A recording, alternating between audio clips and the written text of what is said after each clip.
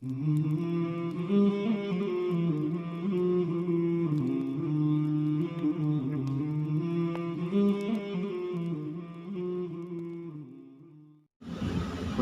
للمتقین والصلاة والسلام علی سید الانبیاء والمرسلین وعلی آلہ واصحابہ اجمعین، اما بعد۔ اعوذ باللہ من الشیطان الرجیم، بسم اللہ الرحمن الرحیم۔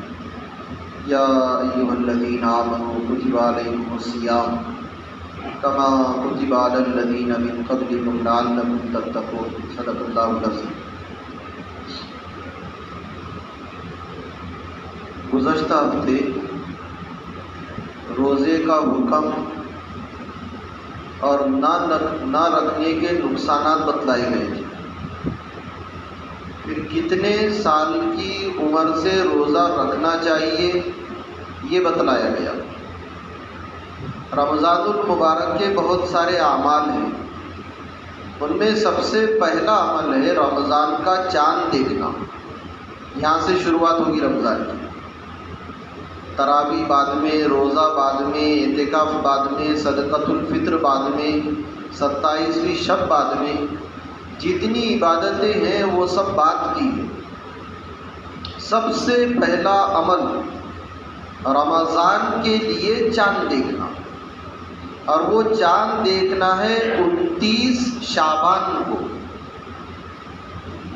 29 شعبان کو چاند دیکھنا مسنون اور سنت ہے۔ 29 شعبان کو چاند دیکھنا مسنون اور سنت ہے، اور یہ سنت علی الکفایہ ہے۔ 29ویں شعبان کو چاند دیکھنا مسنون اور سنت علی الکفایہ ہے۔ جیسے جنازے کی نماز فرض کفایہ ہے، ایسے ہی چاند دیکھنا سنت علی الکفایہ ہے۔ تو یہ مردوں کے لیے بھی سنت ہے اور عورتوں کے لیے بھی سنت ہے۔ رمضان کے لیے 29 شعبان کو چاند دیکھنا مردوں کے لیے بھی سنت اور عورتوں کے لیے بھی سنت۔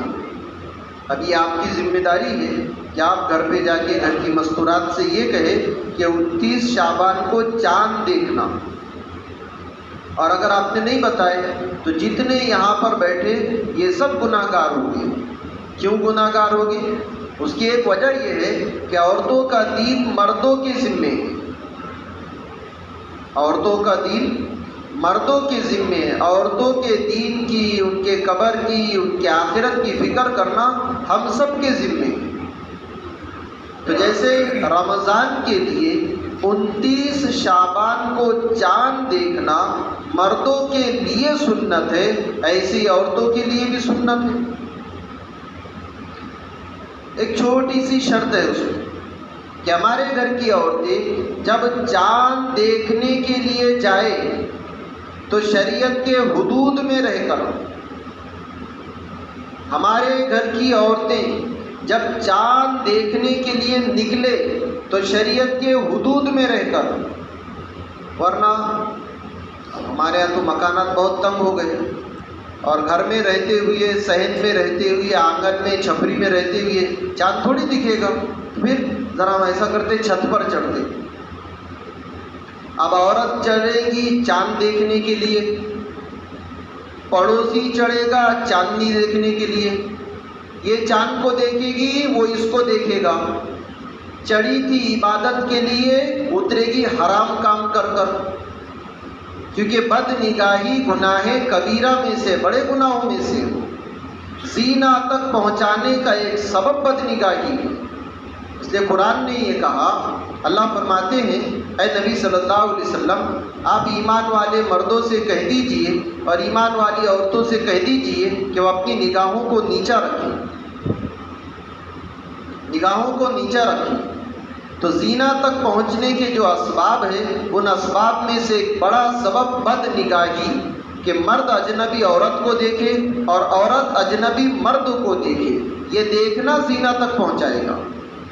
تو جب یہ چھتوں پر چڑھے یا گھر سے باہر نکلے چاند دیکھنے کے لیے، گھر سے باہر کا مطلب گلی کوچے میں نہیں، راستے دوراہے سیراہے چوراہے پر نہیں، صحن میں آنگن میں آ گئے، چھت پر اگر چڑھے تو اس بات کو ذہن میں رکھے کہ عورتیں جب چاند دیکھنے کے لیے نکلے اور چاند دیکھنے کے لیے جب جائے تو شریعت کے حدود میں رہ کر، شریعت کے دائرے میں رہ کر، ورنہ پھر نہ دیکھیے، کیونکہ چاند دیکھنا سنت ہے اور گناہوں سے اپنے آپ کو بچانا فرض ہے۔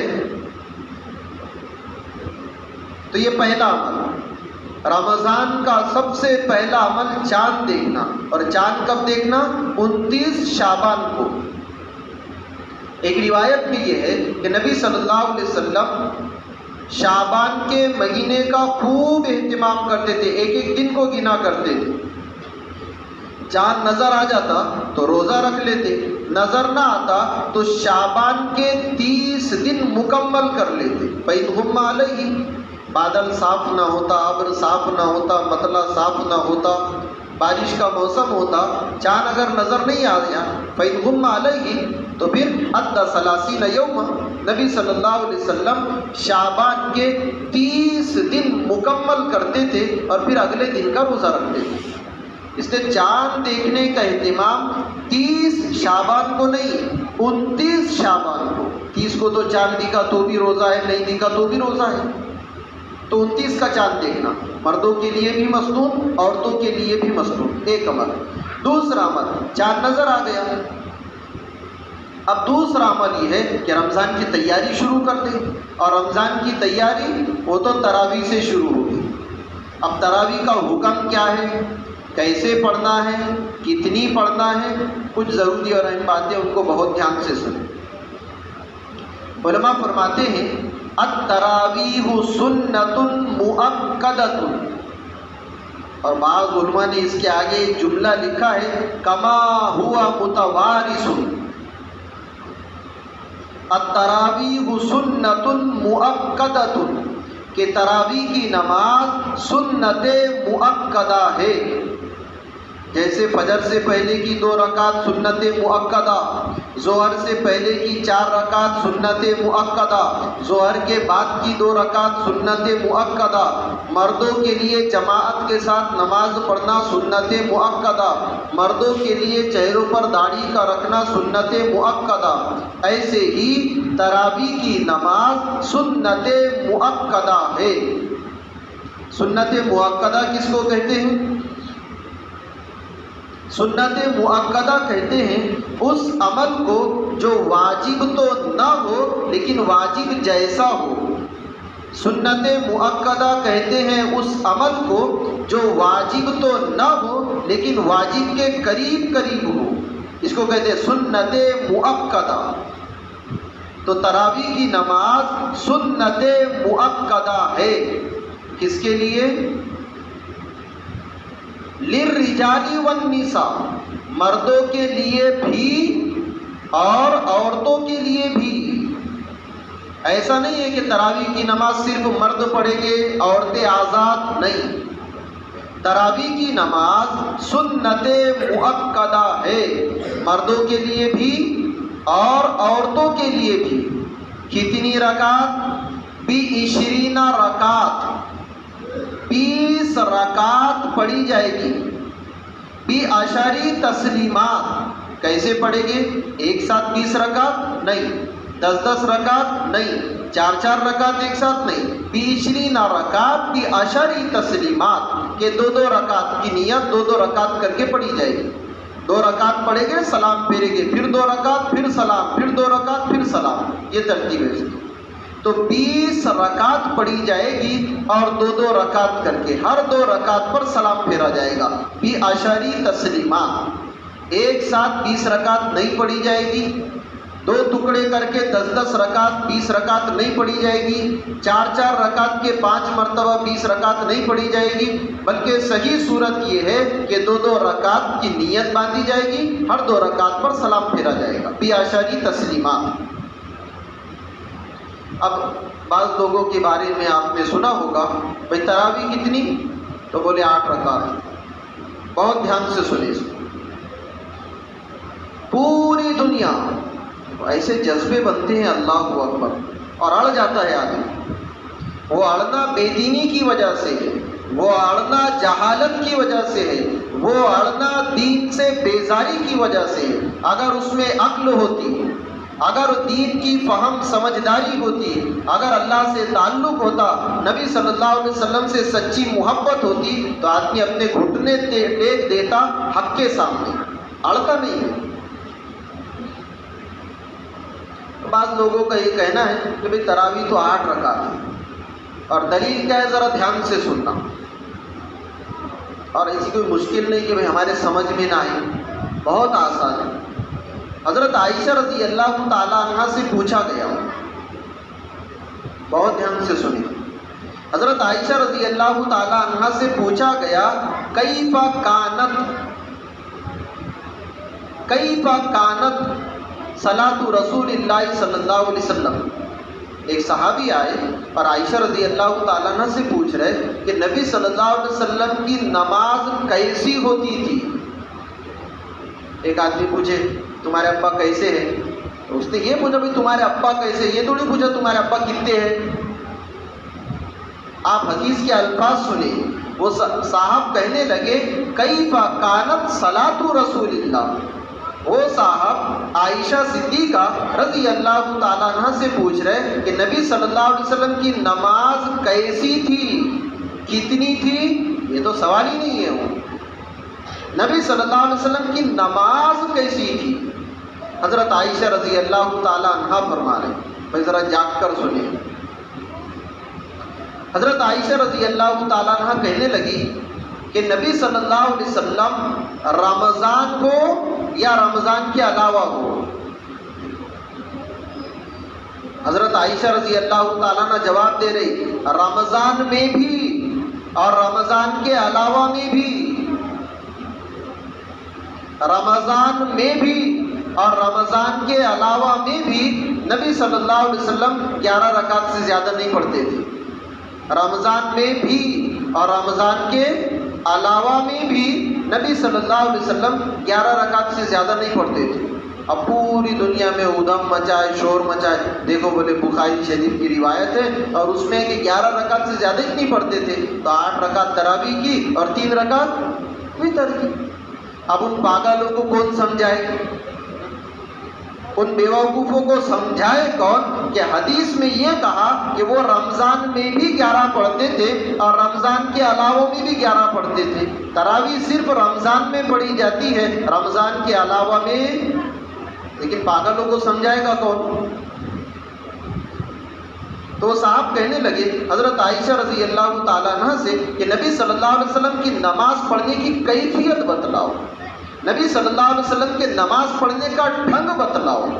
تو حضرت عائشہ رضی اللہ تعالیٰ عنہ کہنے لگی ما زاد رسول اللہ صلی اللہ علیہ وسلم علی 11 رکعتا فی رمضان ولا فی غیرہ, کہ نبی صلی اللہ علیہ وسلم رمضان میں بھی اور رمضان کے علاوہ میں بھی 11 رکعت سے زیادہ نہیں پڑھتے تھے. تو یہ جو بخاری شریف کی حدیث ہے نا, اس میں تراویح کا تذکرہ نہیں ہے, اس میں تو تہجد کا تذکرہ ہے. اس کا تذکرہ تہجد کا, تراویح کا نہیں. تو تراویح ہے کتنی؟ تو تراویح کی نماز 20 رکعت ہے. اب حدیث سننا, مصنف ابن شیبہ میں اور بہت ساری روایتوں میں یہ ہے کہ اللہ کے نبی صلی اللہ علیہ وسلم نے صلی رسول اللہ صلی اللہ علیہ وسلم بالناس 20 رکعت لیلتین. نبی صلی اللہ علیہ وسلم نے صحابہ کو 2 دن تک تراویح کی 20 رکعت پڑھائی. نبی صلی اللہ علیہ وسلم نے تمام صحابہ کو اکٹھا کیا اور 2 رات آپ نے تراویح کی 20 رکعت پڑھائی. فلما کانا فی اللیلۃ الثالثہ, جب تیسری رات آ گئی, 2 دن تک تو آپ نے خود پڑھائے اور 20 رکعت پڑھائے. فلما کان فی اللیلۃ الثالثہ، جب تیسری رات آئی، اجتماع الناس، سب لوگ جمع ہو گئے، مقتدی سب آ گئے، ولم یخرج الیہم، امام صاحب نہیں آئے۔ تو ہمارے جیسے گھڑی تھوڑی دیکھتے تھے، کبھی گھڑی کبھی پیچھے، ابھی تک نہیں آئی امام صاحب۔ اجتماع الناس، تمام لوگ جمع ہو گئے، فلم یخرج الیہم، لیکن نبی صلی اللہ علیہ وسلم نہیں آئے۔ ثم قال من الغد، رات ختم ہو گئی، اگلا دن نکلا، تو نبی صلی اللہ علیہ وسلم نے اگلے دن صحابہ سے یہ کہا، انی خشیت ان تفرض علیکم، بھائی مجھے یہ ڈر تھا کہ کہیں یہ تراویح کی نماز تم پر فرض نہ ہو جائے، فلا تطیقونہا، اور اگر تراویح کی نماز تم پر فرض ہو جاتی تو تم اتنے پڑھنے کی طاقت تھوڑی رکھتے تھے۔ تو حدیث کے الفاظ ہے، صلی رسول اللہ صلی اللہ علیہ وسلم بالناس 20 رکعات لیلتین، کہ نبی صلی اللہ علیہ وسلم نے دو رات تمام لوگوں کو تراویح کی 20 رکعت پڑھائی۔ فلما کانا فی اللیلۃ الثالثہ، جب تیسری رات آ گئی، اجتماع الناس، سب لوگ جمع ہو گئے، فلم یخرج الیہم، لیکن امام صاحب نہیں نکلے، وہ تو اپنے حجرے میں تھے، وہ تو اپنے گھر میں تھے۔ ثم قال من الغد، پھر رات ختم ہو گئی، اگلا دن آ گیا، تو نبی صلی اللہ علیہ وسلم نے اگلے دن کہا، کیوں نہیں آیا میں؟ انی خشیت ان تفرض علیکم، مجھے یہ ڈر تھا کہ میں نے کل بھی پڑھایا، پرسوں بھی پڑھایا، اگر آج پڑھا دیتا تو ایسا لگ رہا تھا کہ یہ نماز تم پر فرض ہو جاتی، اور اگر تراویح کی نماز تم پر فرض ہو جاتی، فلا تطیقونہا، تو تم اس کی طاقت تھوڑی رکھتے تھے۔ یہ پانچ نمازوں کا ہی تو مسئلہ ہے۔ ایک روایت بھی ہے کہ عمر ابن خطاب رضی اللہ تعالیٰ عنہ نے ابی ابن کعب کو بلایا۔ بہت دھیان سے سنیں، تنقید کرنا، اعتراض کرنا بہت آسان، لیکن صحابہ کو سمجھنا، اللہ کے نبی صلی اللہ علیہ وسلم کے اشاروں کو سمجھنا، یہ بہت مشکل کام ہے۔ عمر ابن خطاب رضی اللہ تعالیٰ عنہ نے تمام صحابہ کو بلایا، جمع کیا، سب اکٹھے تھے مسجد میں، انفرادی طور پر نماز پڑھ رہے تھے، دو وہاں پڑھ رہے، دو وہاں، الگ الگ۔ تو عمر ابن خطاب رضی اللہ تعالیٰ عنہ نے ابی ابن کعب رضی اللہ تعالیٰ عنہ کو بلایا، کیونکہ وہ حافظ قرآن تھے، قرآن بڑا اچھا پڑھتے تھے، ان کو بلایا اور ان سے کہا صلی بالناس، کہ بھئی آپ لوگوں کو تراویح کی نماز پڑھاؤ۔ تو ابی ابن کعب رضی اللہ تعالیٰ عنہ نے حضرت عمر ابن خطاب رضی اللہ تعالیٰ عنہ کے حکم سے تمام مقتدیوں کو 20 رکعت نماز پڑھائی، 20 رکعت۔ حضرت علی رضی اللہ تعالیٰ عنہ نے تمام حافظوں کو جمع کیا، ان علی دان قرہ، ان علی دان قرہ، حضرت علی رضی اللہ تعالیٰ عنہ نے پورے علاقے کے محلے کے حافظوں کو جمع کیا، فامر رجلا،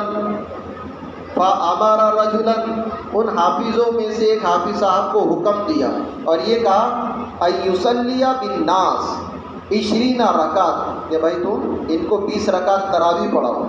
وعلی یوتر بہ، وہ حافظ صاحب تراویح کی 20 رکعت پڑھاتے تھے اور حضرت علی رضی اللہ تعالیٰ عنہ وتر کی نماز پڑھاتے تھے۔ بعض لوگوں کا یہ کہنا ہے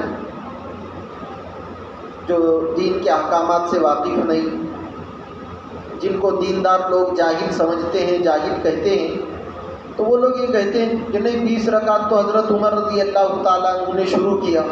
بہت دھیان سے سننا ذرا، امام ابو یوسف رحمۃ اللہ علیہ، امام ابو یوسف رحمۃ اللہ علیہ وہ اپنے استاد سے پوچھ رہے، سأل ابو یوسف ابا حنیفہ، امام ابو یوسف رحمۃ اللہ علیہ نے امام ابو حنیفہ رحمۃ اللہ علیہ سے، یعنی اپنے استاد سے پوچھا، حضرت یہ عمر رضی اللہ تعالیٰ عنہ نے 20 رکعت تراویح پڑھا ہے، تو کیا ان کے پاس کوئی دلیل تھی؟ انہوں نے 20 رکعت پڑھائے تو کیا ان کے پاس کوئی دلیل؟ تو امام ابو حنیفہ رحمۃ اللہ علیہ، وہ تو ابو حنیفہ ہے، امام ابو حنیفہ رحمۃ اللہ علیہ کہنے لگے لم یکن عمر مبتدئا کہ بھائی میں عمر کو بدعتی نہیں سمجھتا، میں عمر کو بدعتی نہیں سمجھتا۔ اور پھر صحابہ رضی اللہ تعالیٰ عنہ مجمعین کی ایک شان تھی، ان کا ایک جذبہ تھا، ان کی ایک خوبی تھی، ان کا ایک کمال یہ تھا کہ وہ حق کے خلاف ذرے کو بھی ذرہ پسند نہیں، ذرہ 20 رکعت تو بہت دور کی بات ہے، ذرہ پسند نہیں۔ ابو سعید خدری رضی اللہ تعالیٰ عنہ، مسلمانوں کا بادشاہ، عید کے دن خطبے کے لیے کھڑا ہوا تو اس نے پہلے خطبہ پڑھا پھر عید کی نماز پڑھا۔ ہمارا عیدگاہ میں ہم لوگ پہلے نماز پڑھتے بعد میں خطبہ، تو مروان ابن عبد الملک نے الٹا کیا، عید کے دن اس نے پہلے خطبہ پڑھا اس کے بعد نماز پڑھائی، تو حضرت ابو سعید خدری رضی اللہ تعالیٰ نے ٹوک دیا، یہ تو نے سنت کے خلاف کیا۔ کرنے والا کون؟ بادشاہ ہے۔ تو صحابہ رضی اللہ تعالیٰ عنہ مجمعین، ان کی بڑی خوبی یہ تھی کہ وہ حق کے خلاف میں کسی بادشاہ کی بھی پرواہ۔ ایک آدمی تلبیہ پڑھ رہا تھا، جیسے ہم لوگ پڑھتے ہیں لبیک اللہم لبیک لبیک لا شریک لک لبیک، تو اس آدمی نے صرف ایک جملہ پڑھایا، جملہ بھی کیا تھا جی؟ ایک لفظ، اور اس نے کہا لبیک یا ذل معارج، اتنا، لبیک یا ذل معارج، ٹوک دیے۔ نہیں بھائی جب یہ ہے نہیں تو بڑھا رہے کیوں؟ اتنا جملہ بڑھانا صحابہ نے پسند نہیں، تو 8 تھی تو 12 رکعت پڑھا دیے، پسند کرتے تھے وہ۔ اور وہ ہماری طرح چپ چاپ رہنے والے نہیں تھے کہ ایک آدمی حق کے خلاف بولے، ایک آدمی حق کے خلاف کرے۔ یہ ہمارے گاؤں والوں کے جذبے ہو سکتے ہیں، لیکن صحابہ کے جذبے۔ عمر ابن خطاب رضی اللہ تعالیٰ عنہ ایک مرتبہ ممبر پر کھڑے ہوئے اور لوگوں سے کہا کہ بھائی سنو اور کرو۔ مسلمانوں کے بادشاہ اور عمر ہے وہ، جن کے بارے میں ہم لوگ یہ کہتے ہیں جہاں سے وہ گزرتے تھے وہاں سے شیطان نہیں گزرتا۔ تو انہوں نے ممبر پر کھڑے ہو کر یہ کہا بھائی دھیان سے سنو اور عمل کرو۔ ایک نوجوان کھڑا ہوا، کہنے لگا نہ سنیں گے نہ عمل کریں گے، سنیں گے بھی نہیں عمل بھی نہیں کریں گے۔ عمر ابن خطاب رضی اللہ تعالیٰ نے بلایا نہیں، ادھر آ، ڈنڈے نہیں لگائے اس کے پیچھے مارو اس کو۔ عمر ابن خطاب رضی اللہ تعالیٰ نے اس سے وجہ پوچھی، بھائی کیا بات ہے، آپ کیوں نہیں سن رہے؟ تو اس آدمی نے کہا حضرت یہ دیکھو نا، ہمارے پاس کے کپڑے دیکھو اور تمہارے کپڑے دیکھو، ہم کو بھی بیت المال میں حصہ ملا، تم کو بھی بیت المال میں حصہ ملا، ہم کو ایک ایک جوڑا ملا، تمہارے پاس 2 جوڑے، تو تمہاری بات سنیں گے کہاں سے؟ عمر رضی اللہ تعالیٰ نے کہا بھائی اس کا جواب میرا بیٹا دے گا۔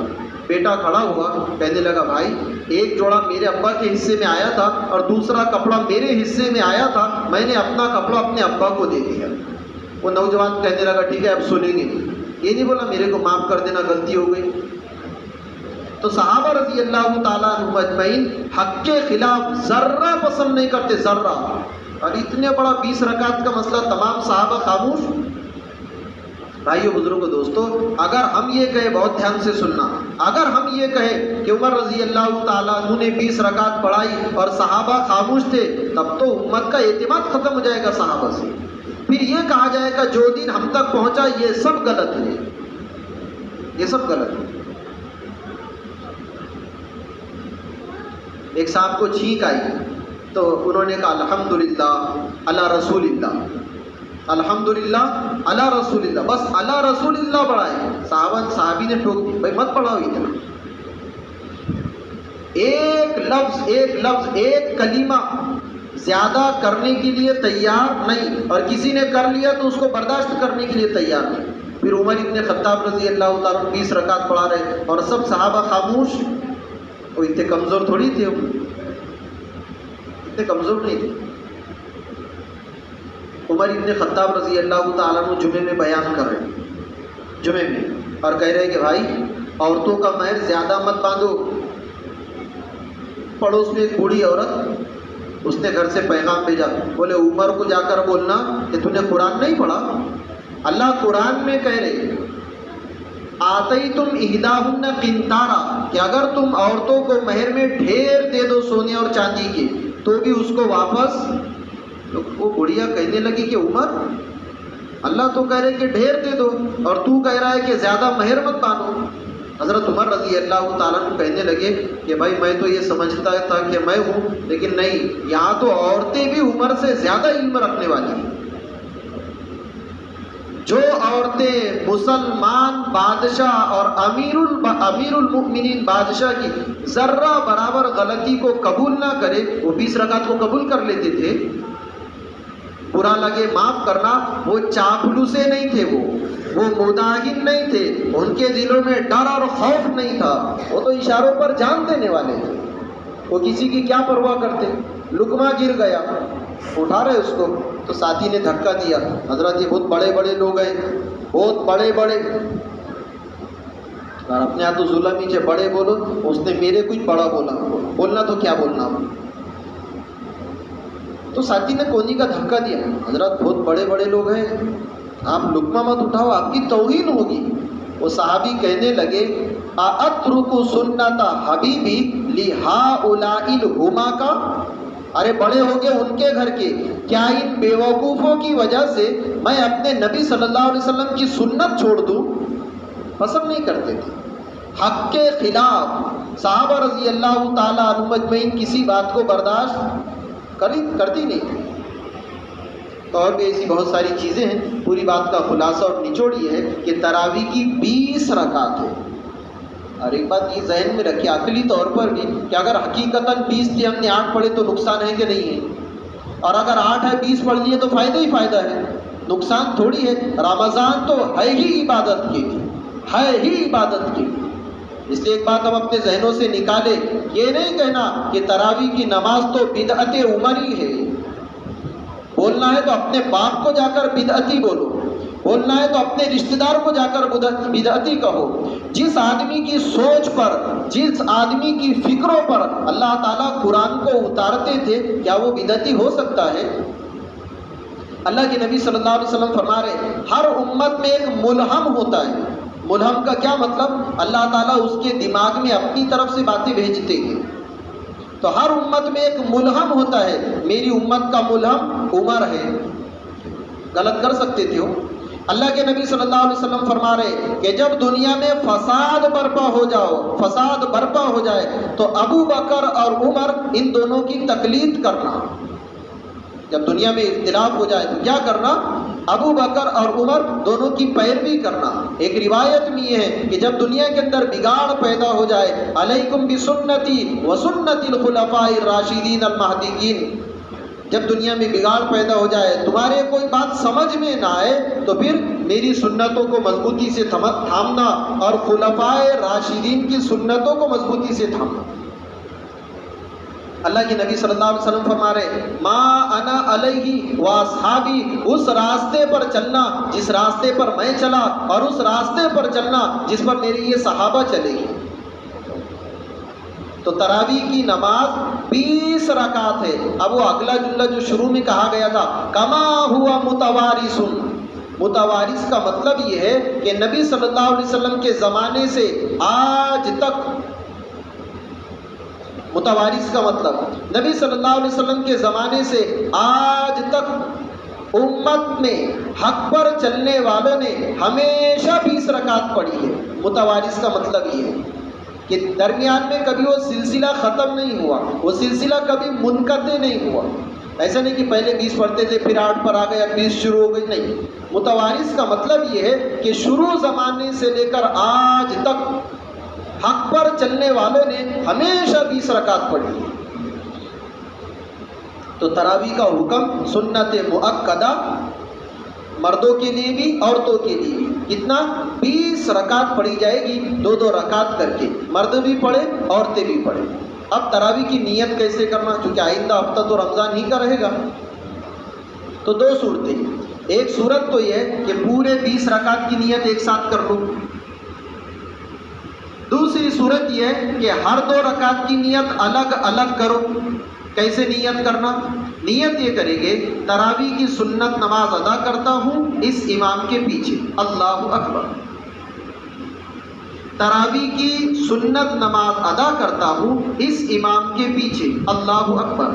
2 رکعت کہنے کی ضرورت نہیں، خاص واسطے اللہ کے کہنے کی ضرورت نہیں، رخ میرا کعبہ شریف کی طرف کہنے کی ضرورت نہیں، بس نماز کا نام لے لو اور امام کے پیچھے تو امام کی تکبیر۔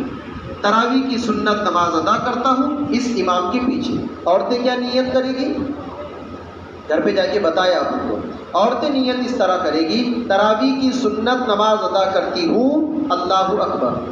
چونکہ ہم امام کے پیچھے پڑھیں گے تو امام کے تقلید کی نیت کریں گے، وہ لوگ اکیلے پڑھیں گے تو تقلید کی نیت نہیں کرنا ہے۔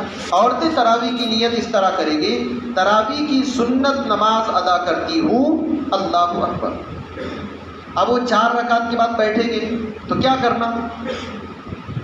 تو چونکہ اب گرمی کا موسم ہے تو ہم ذرا 4 رکعت کے بعد پانی پینے جاتے ہیں۔ کمال یہ ہے کہ پڑھ رہا امام اور حلق اپنا سن رہا۔ ایسا ہونا تھا کہ امام کا حلق سوکھنا تھا، اپنے کان سوکھنا تھا، امام پانی نہیں اور ہم ہی بار بار پانی پینے جا رہے ہیں۔ بھائیو بزرگو دوستو، ایسا کرنا عبادتوں کی اہانت ہے، توہین ہے۔ اگر ضرورت ہے کوئی مسئلہ نہیں، لیکن جان بوجھ کر تھوڑا سا برداشت کر سکتے کر لو برداشت۔ اٹھ کر جانا اچھی بات نہیں ہے، ایک آدمی کا اٹھ کر جانا دوسروں کے اٹھنے کا سبب ہے۔ تو 4 رکعت کے بعد کیا پڑھنا؟ تو بعض مسجدوں میں وہ بورڈ لگایا جاتا ہے، وہ دعا سبحان ذی الملک والملکوت، وہ پوری دعا لکھی جاتی ہے، بہت دھیان سے سننا۔ 4 رکعت کے بعد اس دعا کا پڑھنا فرض نہیں ہے، واجب نہیں ہے اور سنت بھی نہیں ہے۔ سنت بھی ہاں جائز ہے، اچھی بات ہے، اس لیے اگر پڑھ رہے ہیں تو صرف اچھا سمجھ کر پڑھنا، فرض واجب اور سنت سمجھ کر نہیں پڑھنا۔ اب جن کو وہ تسبیح یاد ہے وہ تو تسبیح پڑھ لے، جس کو یاد نہیں وہ کیا کرے؟ تو ان کو 4 رکعت کے بعد اللہ کا جو ذکر ذہن میں آئے وہ کر لو۔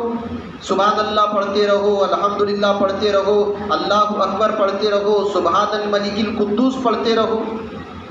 اور بعض مرتبہ تو اپنی تسبیح پوری ہو گئی تو ہم کھنکارتے ہیں، یعنی وہ کھنکارنا نہیں ہے، امام صاحب کھڑے ہو جاؤ نا، بہت دیر ہو گئی نا۔ علماء نے یہاں تک لکھا ہے 4 رکعت کے بعد کتنی دیر بیٹھنا۔ اصول یہ ہے کہ جتنا وقت 4 رکعت پڑھنے میں لگا اتنا وقت 4 رکعت کے بعد بیٹھنے میں لگاؤ۔ جتنا وقت 4 رکعت پڑھنے میں لگا اتنا وقت 4 رکعت کے بعد بیٹھنے میں لگاؤ۔ آپ سوچیں کتنا ٹائم لگے گا؟ تو شریعت چاہتی ہے